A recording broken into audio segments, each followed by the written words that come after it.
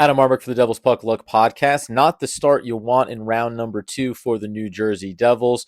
They come out a little bit sluggish. They come out maybe looking tired. Listen, the one day off before you start this series, it's no reason to look this way. Honestly, reminiscent of game number 1 against the Rangers, where they're just a little bit step slow getting to where they need to be on the ice.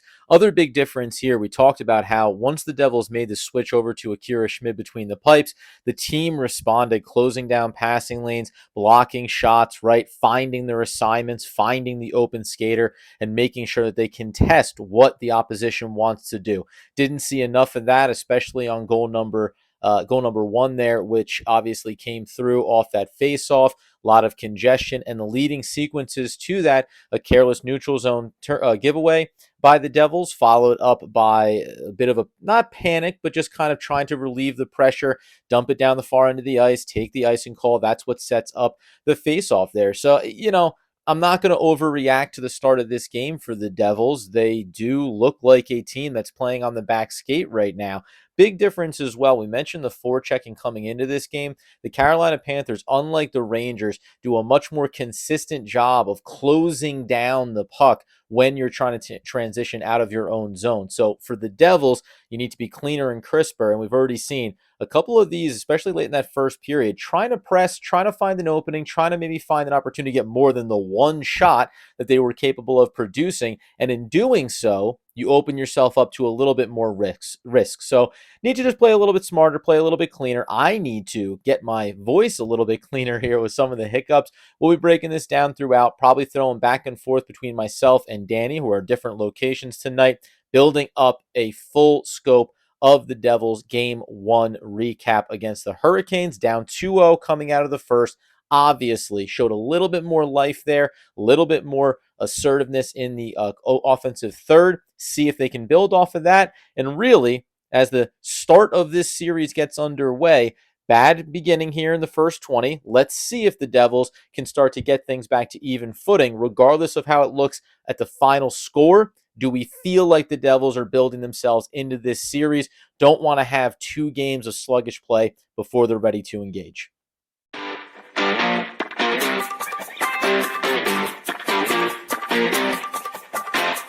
Once again, with the second period intermission here for the New Jersey Devils.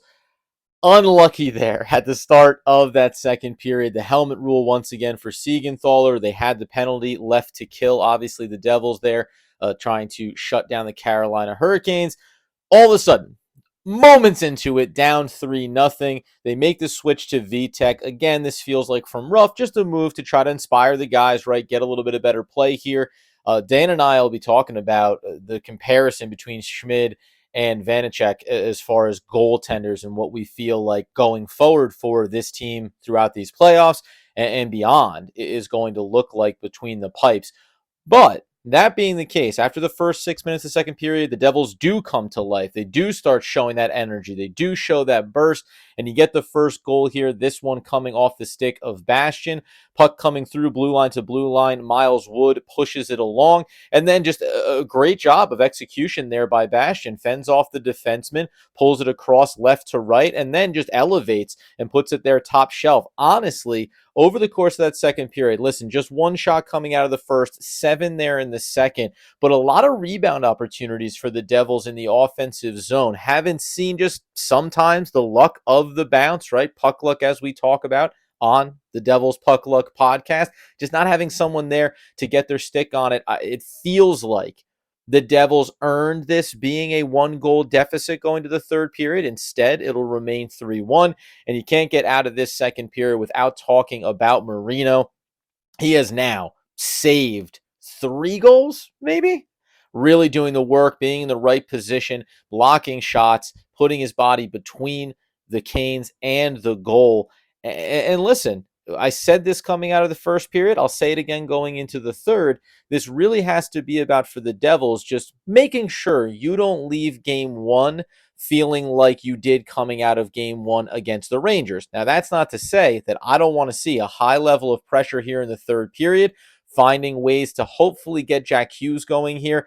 Bit of an incidental contact that he took. The stick was up high, but both sticks were raising and trying to come down at the same moment. He gets some work done on the bench there. but not finding his rhythm right now because the Canes are doing a nice job, again, shutting down, confining the space, not allowing some of those easy outlooks from the defensive zone from the Devils. But the tides have certainly turned here. Not enough shots on net, not being free enough with the puck on their stick. Tatar had a nice effort individually, working his way through all three zones before ultimately trying to dump it down low. So the looks are coming. The play is there. And for a team that maybe you say only one day of rest before diving into the second round series, do they just look tired? Thankfully, in the second period, they showed it wasn't tired legs, maybe even more frustrating in that sense that they ultimately just look like they couldn't quite find their rhythm. But it's a different style here, right?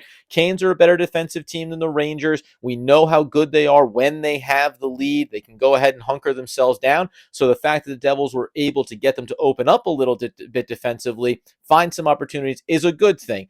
Got a power play there as well in the second period. Nothing doing on it. Again, I want to see them gaining the offensive zone, settling down the puck, being patient, making the passes. If you get a 2-minute power play, it's all right if you only get 2 quality shots on goal. But what you can't be doing is kind of having 4 or 5 half effort attempts that really are just about trying to dump and chase the puck on power plays. I hate that strategy, at least when you feel like you're trying to build some momentum and a rhythm. Last tip of the cap in this period, and really goes back to the Rangers series as well.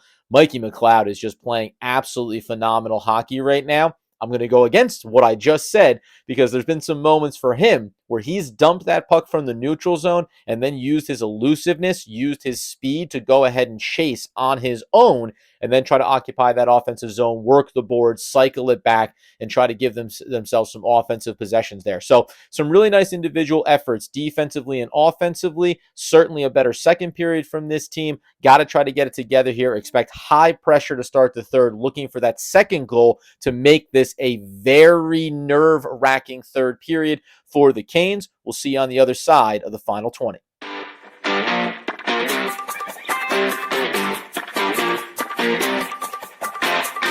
Well, we've certainly seen this script before for the New Jersey Devils, game one of a new round of the playoffs, and yet the result is the same.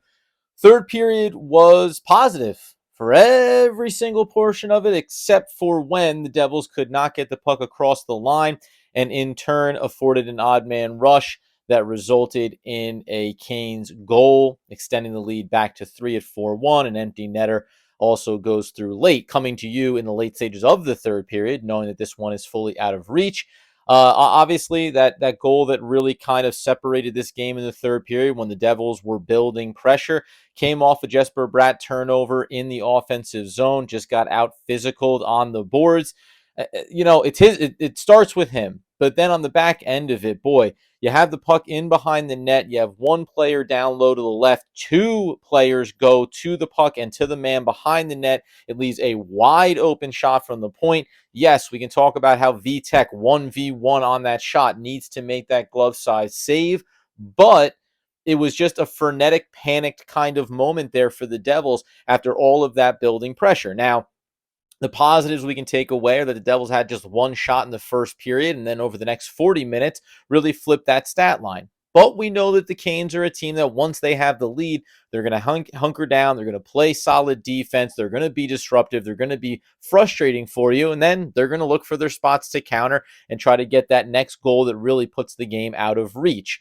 Biggest thing for me coming out of this one is missing Timo Meier. We said this on the little preview episode we did earlier in the day, how that physical presence, listen, he hasn't had any goals. He hasn't been big on the stat sheet, but Timo Meier, the physicality that he's brought to the playoffs for the Devils has really mattered, and it's certainly been missed, especially when you look at on a line-to-line basis. Jack Hughes was stymied in this one, right? They made it a point of emphasis to take him out of this game. Not enough shots for him, not enough open ice for him to work with, so the adjustments we're going to want to see is how does Ruff switch things up if need be, or just find a way to make sure that Hughes is getting some easier lanes, some easier opportunities to get himself rolling early in this series. yes, the score line is going to feel eerily similar to that game one against the Rangers. But after the first period, I really thought the Devils played much better hockey. We go back just reflecting on the Siegenthaler helmet rule there. Yes, upon further review, could have been a penalty call there as opposed to him having to come off the ice.